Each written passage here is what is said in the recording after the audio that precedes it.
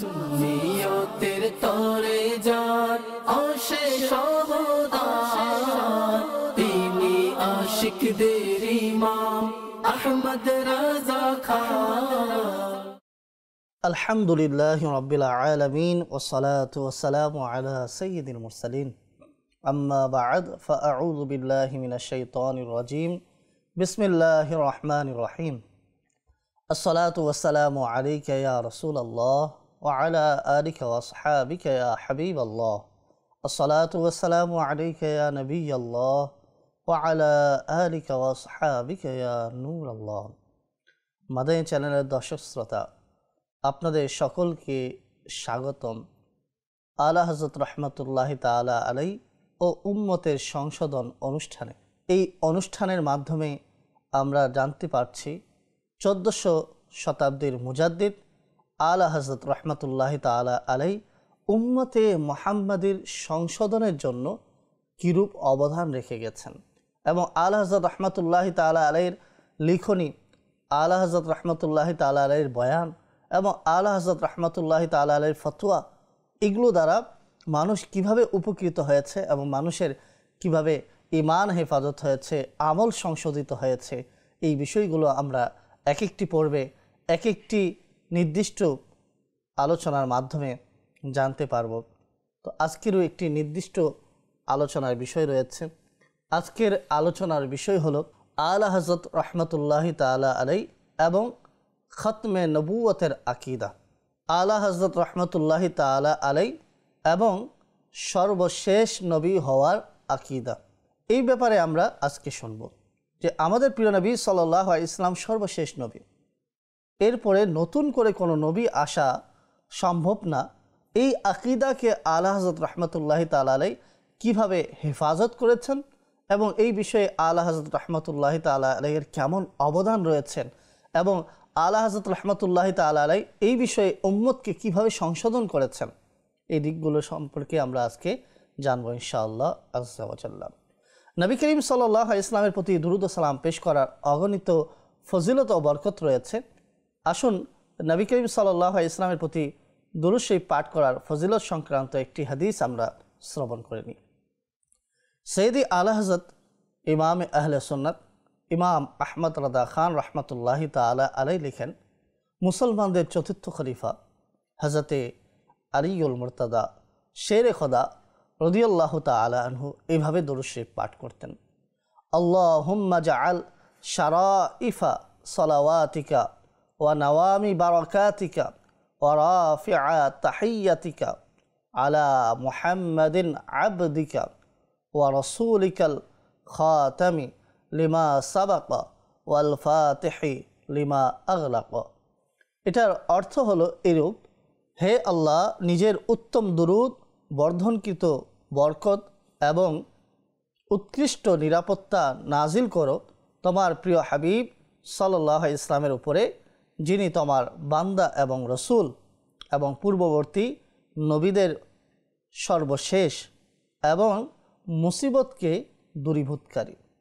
এই দুরূদ শরীফের মধ্যেও আলী রাদিয়াল্লাহু তাআলা আনহু বুঝিয়ে দিয়েছেন যে তোমার শেষ নবী, অর্থাৎ যার পরে আর কোনো নতুন নবী আসবে না, তার উপরে দরুদ নাজিল করো। তাহলে বোঝা গেল সাহাবায়ে কেরাম আলাইহিম রিদওয়ানও এই বিষয়ে ঐক্যমত ছিলেন যে আমাদের নবী সর্বশেষ নবী রাসূল আরবী সাল্লাল্লাহু আলাইহি ওয়াসাল্লাম, তিনি হলেন সর্বশেষ নবী।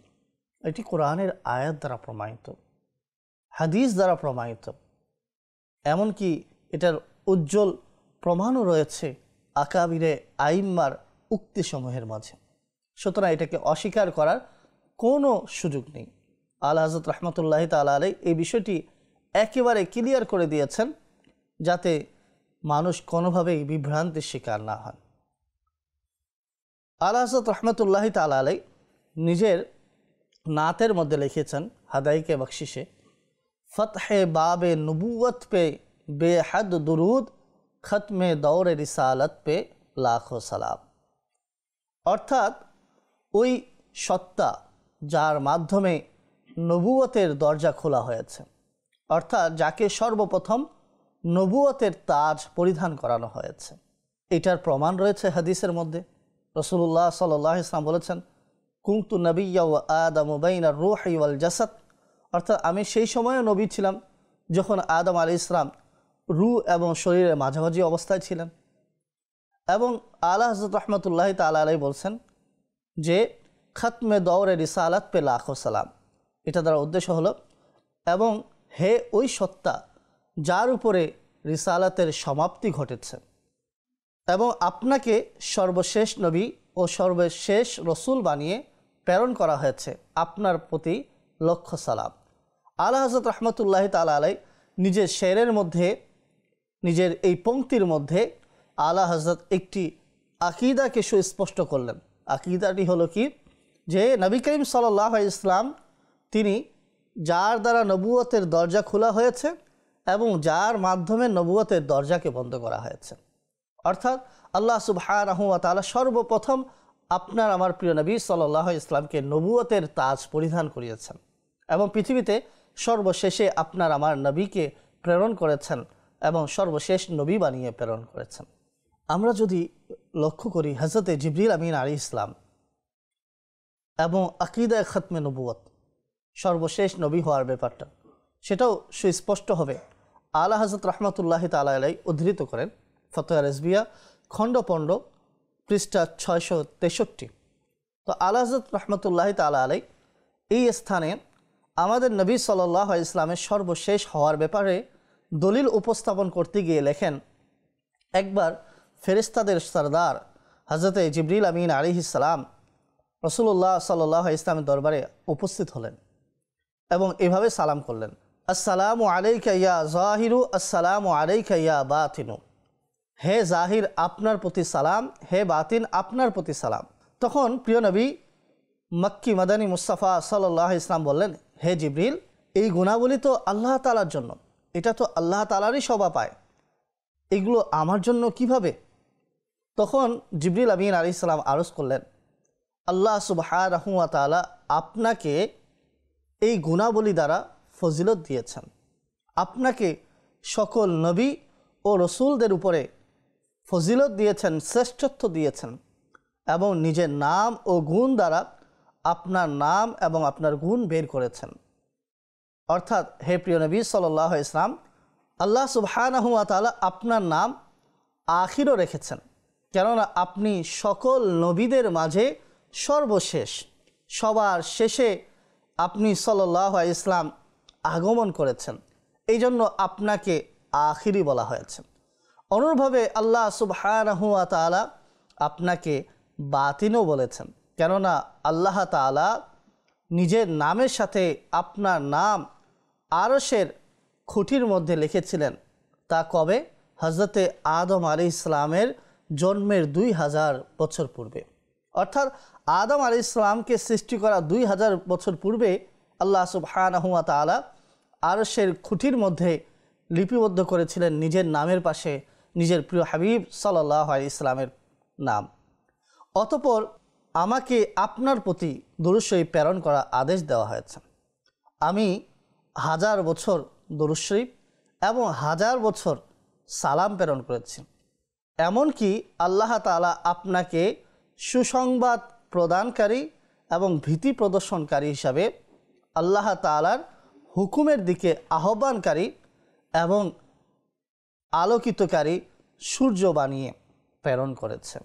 মাদানী চ্যানেলের দর্শক শ্রোতা, এই রেওয়ায়েত থেকে আমরা শুনতে পাচ্ছি যে আল্লাহ তাআলা তার রসুলের নাম আউয়াল আখির জাহির ও বাতিন রেখেছেন। এভাবে আল্লাহ তাআলা আপনার নাম জাহিরও রেখেছেন, কেননা আপনার দিনকে আল্লাহ তাআলা সকল দিনের উপরে প্রাধান্যতা দিয়েছেন। আপনার শরীয়ত, আপনার ফজিলতকে জমিন ও আসমানের উপরে প্রকাশ করেছেন। তো আল্লাহ সুবহানাহু ওয়া তাআলা আপনাকে এমন ফজিলত দিয়েছেন, এমন কোনো বস্তু নেই যা আপনার উপরে দরুদ শরীফ প্রেরণ করে না। আল্লাহ তাআলা আপনার উপরে দরুদ প্রেরণ করেন। অতঃপর আপনার প্রতিপালক হলেন মাহমুদ, অর্থাৎ যার প্রশংসা করা হয়েছে, এবং আপনি হলেন মুহাম্মদ, আপনারও প্রশংসা করা হয়েছে।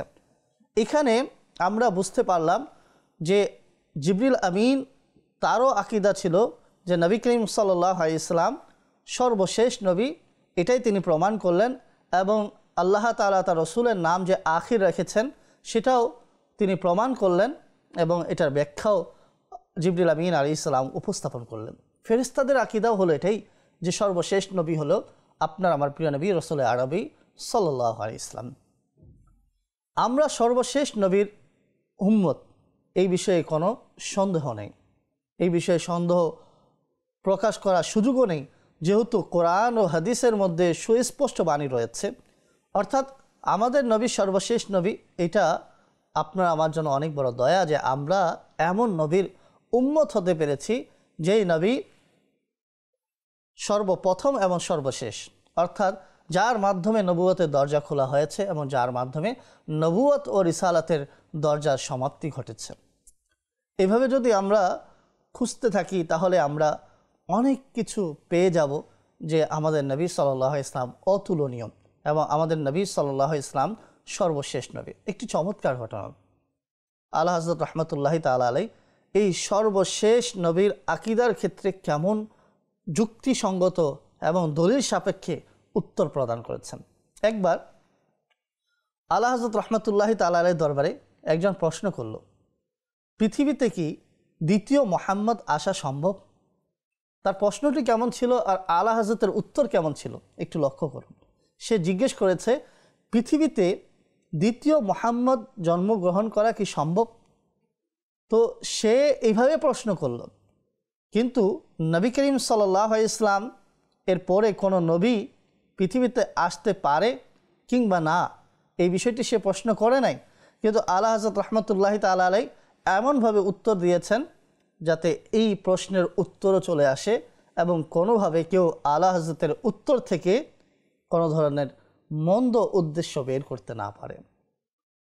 তো সে জিজ্ঞেস করলো যে দ্বিতীয় মুহাম্মদ কি সৃষ্টি হতে পারে, জন্মগ্রহণ করতে পারে নাকি না? তখন সৈয়দে আলা হযরত রাহমাতুল্লাহি তাআলা আলাইহি উত্তর দিলেন, যার সারমর্ম কিছুটা এরূপ যে মুহাম্মদ সাল্লাল্লাহু আলাইহি ইসলাম যিনি আল্লাহ তাআলার রসুল, যিনি আউয়াল আখির জাহির বাতিন নবীদের সরদার মালিক ও মুখতার, আল্লাহ তাআলা যাকে রাহমাতুল লিল আলামিন এবং খাতামুন নবিয়্যিন এর তাজ পরিধান করিয়েছেন, তার মতো দুনিয়াতে অন্য কেউ হতে পারে না। যেভাবে দ্বিতীয় খোদা হওয়া সম্ভব না, অনুরূপ দ্বিতীয় মুস্তাফা হওয়াও সম্ভব না।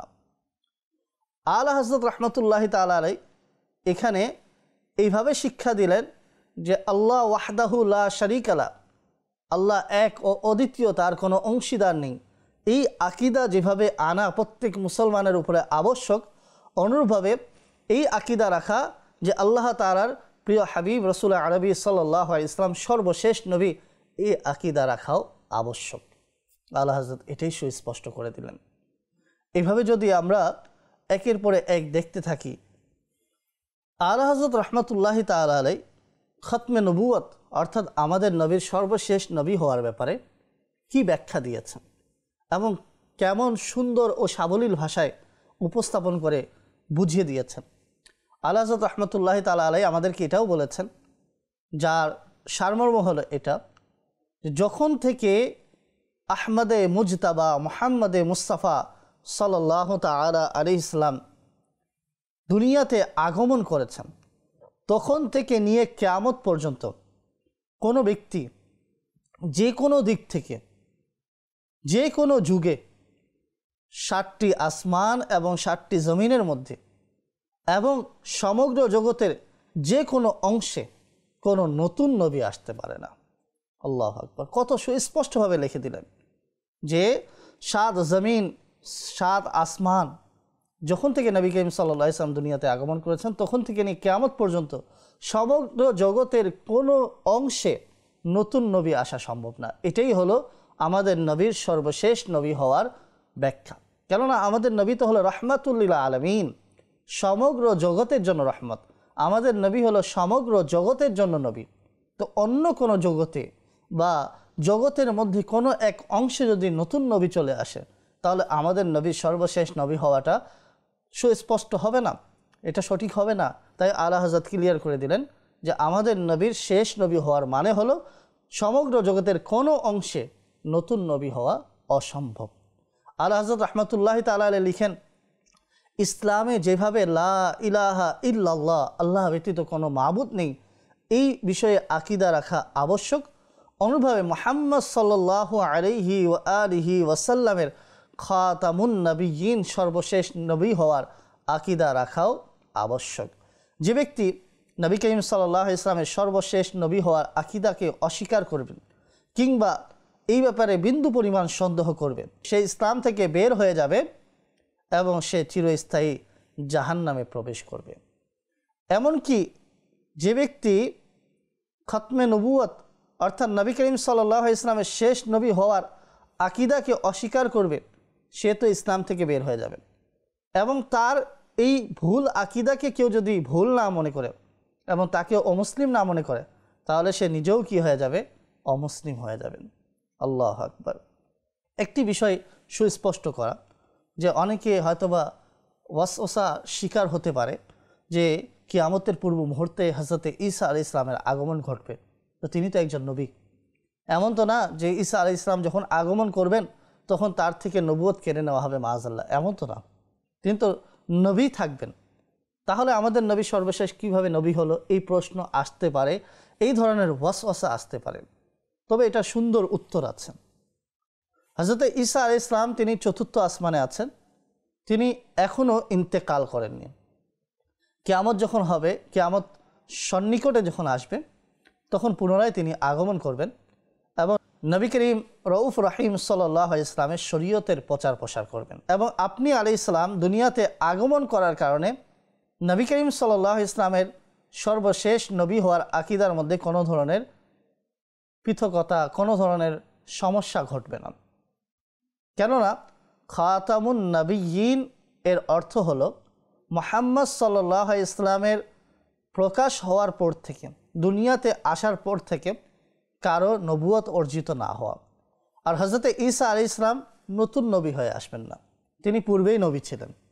আর হযরত ঈসা আলাইহিস সালাম তো আগে থেকে নবী ছিলেন, তাকে পূর্বেই নবুয়ত দেওয়া হয়েছে। কিয়ামতের নিকটবর্তী সময়ে যখন তিনি দুনিয়াতে আসবেন, সেই সময় তিনি নবী থাকবেন, তবে তিনি দুনিয়াতে নবী হওয়ার দিক থেকে শরীয়ত প্রচার প্রসার করবেন না। একজন নবী হিসাবে যেভাবে নিজের শরীয়ত প্রচার প্রসার করে, এইভাবে তিনি নিজের শরীয়ত প্রচার প্রসার করবেন না, বরং আল্লাহ পাকের সর্বশেষ নবী রাসূল আরবি সাল্লাল্লাহু আলাইহি ওয়াসাল্লামের শরীয়তের প্রচার প্রসার করবেন। তিনি আসবেন, তিনি নবী হিসাবেই থাকবেন, কিন্তু একজন উম্মতে মুহাম্মদীর মতো তিনি নবী করিম সাল্লাল্লাহু আলাইহি ওয়াসাল্লামের শরীয়তকে প্রচার প্রসার করবেন। তো ঈসা আলাইহিস সালামের আগমনের কারণে আমাদের নবীর সর্বশেষ হওয়ার আকীদার ব্যাপারে কোনো ধরনের সমস্যা হবে না। কেন? সর্বশেষ নবী হওয়ার মানে হলো নবী করিম সাল্লাল্লাহু আলাইহি ওয়াসাল্লামের দুনিয়াতে আগমনের পরে আর কারো নবুয়ত অর্জন না হওয়া। আর ঈসা আলাইহিস সালাম তো নতুন নবী হয়ে আসবেন না, ওনার তো পূর্বেই নবুয়ত অর্জিত হয়ে গেছে, পূর্বেই আল্লাহ তাআলা তাকে নবুয়ত দান করেছেন। এই বিষয়টা আমাদেরকে সূক্ষ্মভাবে বুঝতে হবে এবং সর্বশেষ নবী হওয়ার সঠিক আকীদা আমাদের হৃদয়ে গেঁথে নিতে হবে, যাতে কোনোভাবেই আমরা ওয়াসওয়াসার শিকার হয়ে, কারো বিভ্রান্তির শিকার হয়ে পথভ্রষ্টতার পথে অগ্রগামী না হই। আলা হযরত রাহমাতুল্লাহি তাআলা আলাইহি কেমন উম্মতে মুহাম্মাদীর সংশোধনের প্রতি সজাগ ছিলেন, সচেতন ছিলেন, এটাই আমরা লক্ষ্য করছি এই অনুষ্ঠানের মাধ্যমে, এই আলোচনার মাধ্যমে। আলা হযরত রাহমাতুল্লাহি তাআলা আলাইহি খতমে নবুয়তের আকীদার ব্যাপারে অতুলনীয় অবদান রেখে গেলেন, অতুলনীয় অবদান রেখেছেন, যে উম্মতে মুহাম্মাদী এই আকীদা থেকে পিছলে গেলে পথভ্রষ্ট হয়ে যাবে। তাই তিনি এই বিষয়ে অনেক কাজ করেছেন, যার আংশিক অংশ আমরা শ্রবণ করছি। বিস্তারিত আলোচনার জন্য বই পড়তে হয়। আমরা আলা হযরত রাহমাতুল্লাহি তাআলা আলাইহিকে যদি বইয়ের মাধ্যমে চিনতে পারি, তাহলেই আমরা বুঝতে পারবো আলা হযরত কেমন ব্যক্তিত্ব ছিলেন এবং উম্মতের জন্য কেমন খেদমত করেছেন। এবার যদি আমরা লক্ষ্য করি কোরআনে কারীমের সেই আয়াত যা খতমে নবুয়তের আকীদাকে বয়ান করে, নবী করিম সাল্লাল্লাহু আলাইহি ওয়াসাল্লামের সর্বশেষ নবী হওয়ার আকীদাকে বয়ান করে। পারা 22 সূরা আহজাব আয়াত নম্বর 40 আল্লাহ সুবহানাহু ওয়া তাআলা ইরশাদ করেন, বিসমিল্লাহির রহমানির রহিম, মা কানা মুহাম্মাদুন আবা আহাদিম মির রিজালিকুম ওয়ালাকিন রাসূলুল্লাহি ওয়া খাতামান নাবিয়্যিন। মুহাম্মদ সাল্লাল্লাহু আলাইহি ওয়াসাল্লাম তোমাদের পুরুষদের মধ্য হতে কারো পিতা নন, তবে আল্লাহ তাআলা রসূল এবং সব নবীদের মাঝে শেষে আগমনকারী এবং আল্লাহ সুবহানাহু ওয়া তাআলা সব কিছু সম্পর্কে জ্ঞাত। এই আয়াতের তাফসির স্বয়ং নবী করিম সাল্লাল্লাহু আলাইহি ওয়াসাল্লাম করেছেন, সাহাবায়ে কেরাম আলাইহিম রিদওয়ানও করেছেন। এই আয়াতের তাফসির তাবিঈনগণ করেছেন। এরপর থেকে নিয়ে 1300 বছর যাবৎ এই আয়াতের বিভিন্ন ইমামগণ তাফসির করেছেন। এই আয়াতের সুন্দর সুন্দর ব্যাখ্যা উপস্থাপন করেছেন আইম্মায়ে কেরাম। আলা হযরত রাহমাতুল্লাহি তাআলা আলাইহি এই 1300 বছরের যে তাফসির ছিল তার সারমর্ম এভাবে উপস্থাপন করেছেন যে খাতামুন নাবিয়্যিন এর অর্থ হলো আখিরুল আম্বিয়া, অর্থাৎ সর্বশেষ নবী। নবী করিম সাল্লাল্লাহু আলাইহি ওয়াসাল্লামের সাথে অথবা নবী করিম সাল্লাল্লাহু আলাইহি ওয়াসাল্লামের পরে কিয়ামত পর্যন্ত কারো নবুয়ত অর্জন হওয়া অসম্ভব। আয়াতের এই অর্থে কোনো ধরনের ব্যাখ্যা করার এটা অসম্ভব। যদি কেউ এটা করে তাহলে সেটা কুফরি হবে। কেউ যদি এই আয়াতের মধ্যে কোনো ধরনের অপব্যাখ্যা করার চেষ্টা করে তবে সেটা কুফরি হবে। আমরা খাতামুন নবী সম্পর্কে 5টি এমন আকীদা জেনে নিই, যদি কেউ এগুলো ধারণ করে তাহলে সেগুলো কুফরি হবে এবং সে ইসলাম থেকে বের হবে। যেমন আলা হযরত রাহমাতুল্লাহি তাআলা আলাইহি লেখেন, যে ব্যক্তি বলল খাতামুন নাবিয়্যিন এর অর্থ হলো নতুন শরীয়ত ওয়ালা নবী, অর্থাৎ নতুন শরীয়ত নিয়ে কোনো নবী আর আসবে না, তবে ইসলামী শরীয়তের উপরে আমলকারী নতুন নবী আসতে পারে।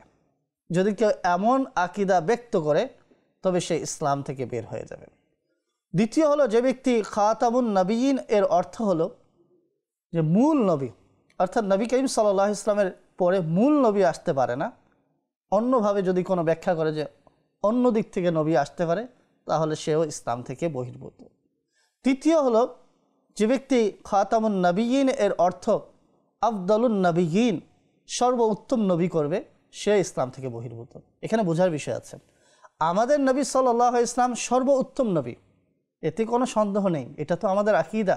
কিন্তু খাতামুন নাবিয়্যিন সর্বশেষ নবী হওয়ার আকীদাকে গোপন করার জন্য, সেটাকে আড়াল করার জন্য কেউ যদি আফদালুন নাবিয়্যিন অর্থাৎ সর্বোত্তম নবী করে তাহলে সেই ক্ষেত্রেও এটি ইসলাম থেকে বের করার জন্য যথেষ্ট হবে। এইভাবে যদি আরেকটি আকীদা দেখি, চতুর্থ, যে ব্যক্তি বলবে যে এই জমিনের মধ্যে তো নতুন নবী আসতে পারে না, তবে অন্য কোনো জগতে আসতে পারে, এমন কথা বললে সেও ইসলাম থেকে বের হয়ে যাবে। যে ব্যক্তি বলবে যে মানুষের মাঝে নতুন নবী আসতে পারে না, অন্যান্য সৃষ্টির মাঝে অন্যান্য মাখলুকের মাঝে নতুন নবী আসতে পারে, সেও ইসলাম থেকে বের হয়ে যাবে।